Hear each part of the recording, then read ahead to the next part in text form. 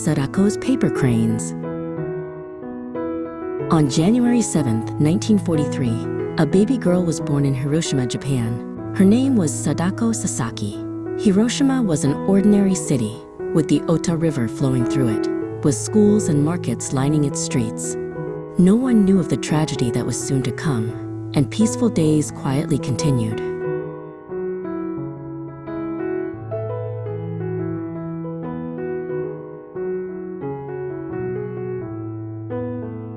At 8:15 a.m. on August 6, 1945, an atomic bomb exploded over Hiroshima. Sadako, who was 2 years old at the time, was at her home about 1.6 kilometers from the hypocenter. In an instant, a blinding flash and a powerful shockwave swept across the entire city.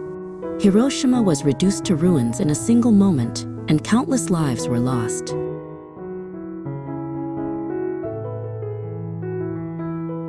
Sadako survived as if by a miracle. She was not seriously injured at the time of the explosion and appeared to grow up healthy. After the war, she became a lively girl who loved to run. Yet the invisible effects of radiation quietly remained inside her body.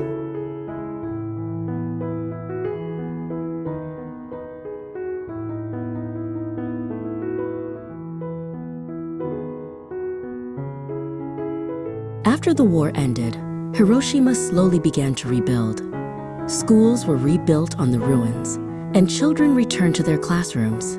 Sadako attended Noburicho Elementary School and dreamed of becoming a track athlete. She showed great talent in running and competed as a representative of her school.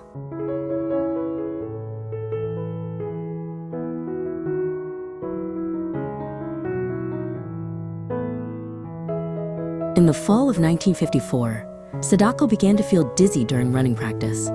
At first, she thought it was just fatigue, but the symptoms gradually worsened. She even collapsed suddenly during a school sports day. Worried, her family took her to the hospital.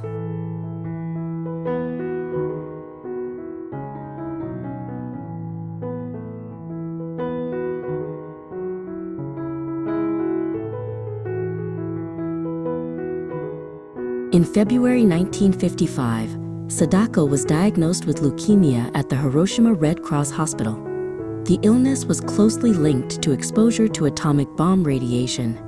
The doctor carefully explained that she might have only about 1 year left. At 11 years old, Sadako was admitted to the hospital and began a long battle with illness.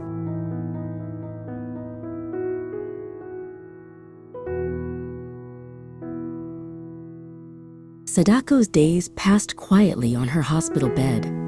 Outside the window, the sky over Hiroshima was still clear and blue. Inside the ward, the soft groans of other sick children could be heard. Sadako desperately wished to run across the playground again.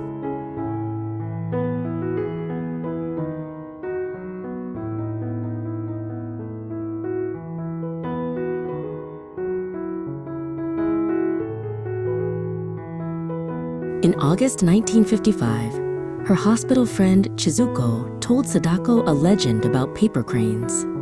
It was an old Japanese story that said folding 1,000 paper cranes would make a wish come true. Sadako did not accept the story as just a simple legend. The paper cranes became her hope to live again.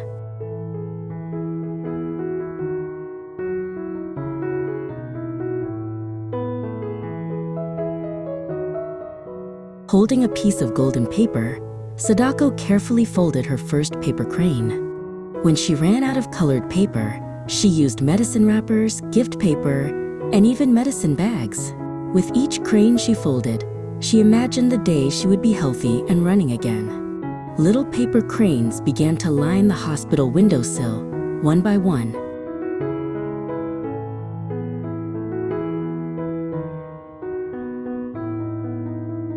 As Sadako's body grew weaker, her hands never stopped folding cranes. While folding, she could forget her pain and fear for a short time. Friends and family who visited watched her perseverance in silence. Each small crane held the courage of a girl who refused to give up.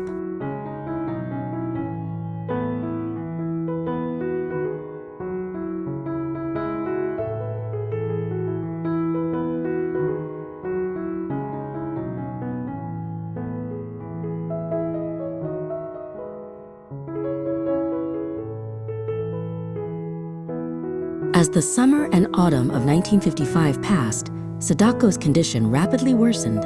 Even eating became difficult, and her strength visibly faded. Still, she did not give up her promise to fold 1,000 cranes. The goal felt far away, but her hands kept moving.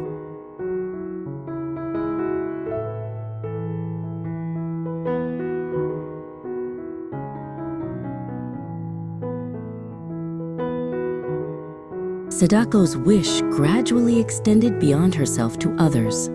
She hoped that the other children in the hospital would also recover. She wished that no children would ever have to suffer because of war again. The paper cranes became a message of peace beyond a personal prayer.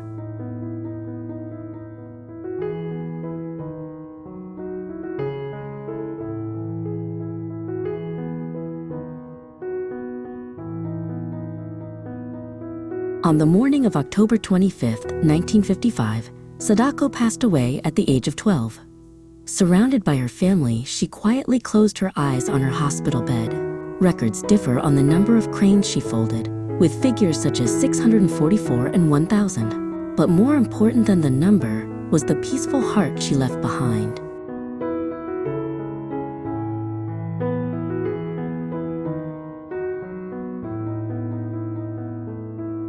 After Sadako was gone, her friends and family continued folding paper cranes. They wanted to carry on the wish she could not complete.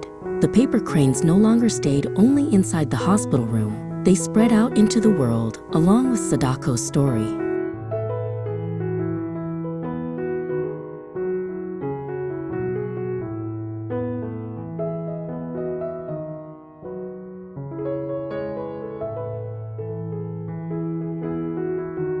On May 5, 1958, the Children's Peace Monument was built in Hiroshima Peace Memorial Park. It was created to honor all the children, including Sadako, who died because of the atomic bomb. At the top of the monument stands a statue of a girl holding a paper crane. Even today, countless paper cranes are sent to this place from around the world.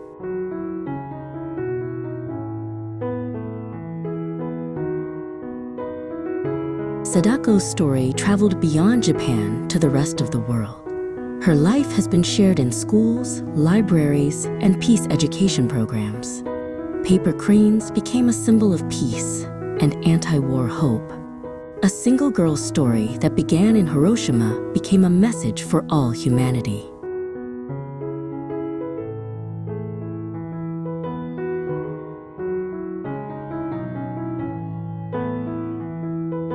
Sadako did not choose war.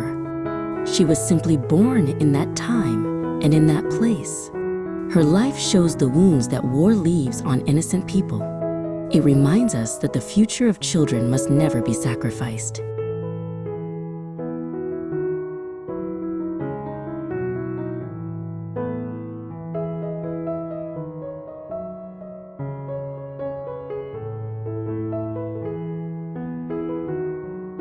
Even today, people around the world fold paper cranes in hopes of peace. Each crane carries Sadako's name and the memory of Hiroshima. Paper cranes are a promise to remember the past while living in the present. They are a quiet but clear vow toward a world without war.